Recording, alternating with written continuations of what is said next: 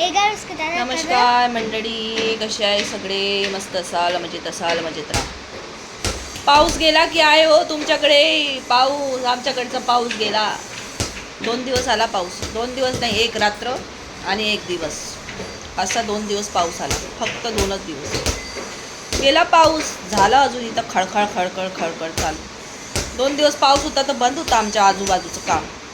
मस्त आरामशीर झोप लागली 2 दिवस.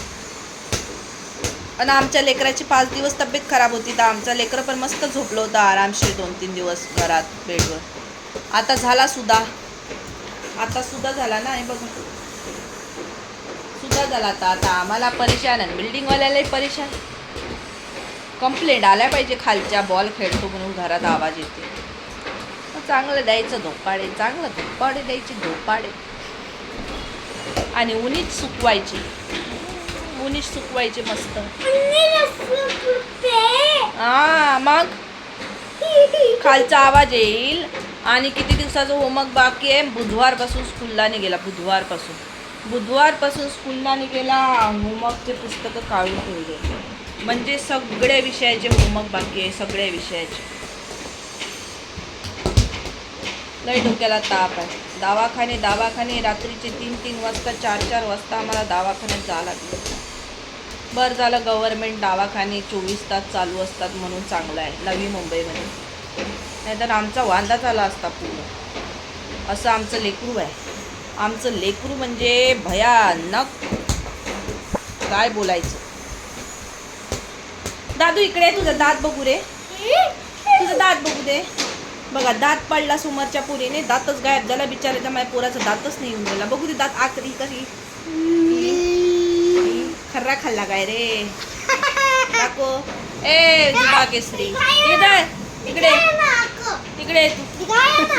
तू इकडे. दात आला का फक्त बघायचं आहे सगळ्यांना. तुझा दात पडलेला ना, दात आला का? काहीच नाही, दात नुसतं मांस आहे, दात नाही, काही नाही, काय नाही. कधी येईल काय माहिती.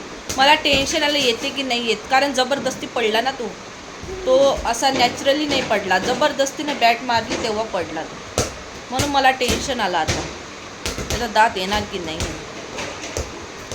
लय मुश्किल आहे. 5-6 दिवसापासून तब्येत खराब होती माझ्या बाबूची. तब्येत खराब होती म्हणून मी लॉग व्हिडिओ पण नाही टाकले. मी शॉर्ट व्हिडिओ पण टाईमवर नाही टाकले. शॉर्ट व्हिडिओ पण रात्रीचे 11 वाजता माझे अपलोड झाले. तो पण मला टाईम भेटत नव्हता, तसं आपण काढत होती 15-20 मिनिट आणि टाकत होती. हॉस्पिटलमध्ये जायचं, हॉस्पिटलमध्ये यायचं, घरचे कामं करायचे, स्वतःची तब्येत खराब केली 2 दिवस. ते लय लहान लेकराचा लय म्हणजे बाहेरचं खाल्लं त्याने काय केलेलं ना, आम्ही बाहेर असं 10 वाजता गेलेलो बुधवारच्या दिवशी. तर थोडं लवकर गेलो, मग स्वयंपाक वगैरे काही केला नाही. तर त्याला ना आम्ही पिझ्झा खाल्ला बाहेरचा. आणि पिझ्झा आम्ही बाहेरचा खात नाही, आम्ही घरातच बनवतो. पण पिझ्झा खाल्ला बाहेरचा, तर त्याच्या पोटामध्ये चांगलं दुखायला लागलं. पोटामध्ये असं दुखायला लागलं रात्रीची 1 वाजता. एक दिवस 1 वाजता गेलो, 12:30-1 वाजता. आणि नंतर 2-3 दिवसानं अजून 3 वाजता दुखायला लागलं रात्रीचे. 3 वाजता गेलो गुरुवारच्या दिवशी.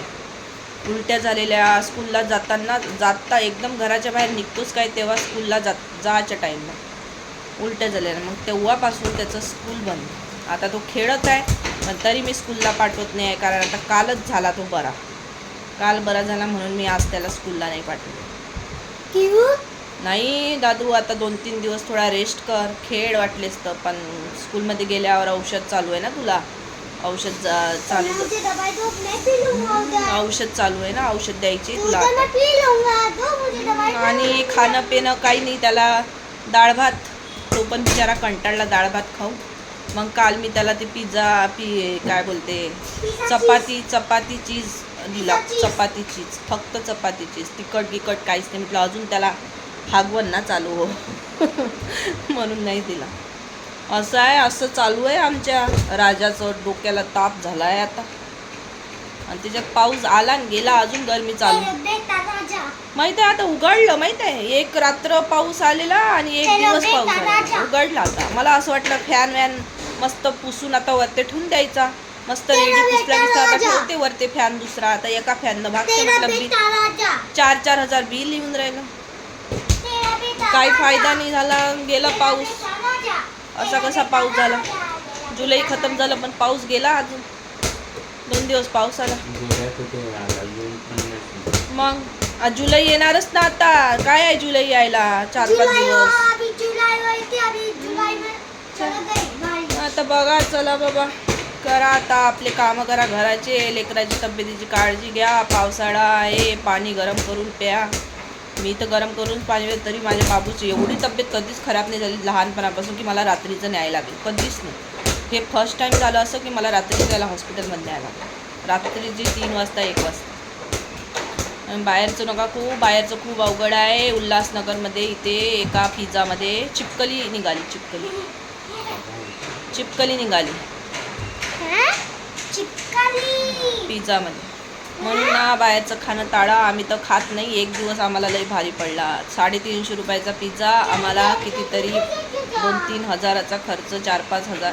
प्रायव्हेटमध्ये गेलो असतो तो 20-25 हजाराचा खर्च आला असता. गव्हर्नमेंट होतं म्हणून आम्हाला जाण्या येण्याचा खर्च, ओला बुक केला अर्ध्या रात्री त्याचा खर्च आलेला. बस बाहेरचं खाणं टाळा आणि काळजी घ्या तब्येतीची. पावसाळा आहे पाणी घाण येत आहे. गरम पाणी करून प्या. चला ठीक आहे. Bye bye.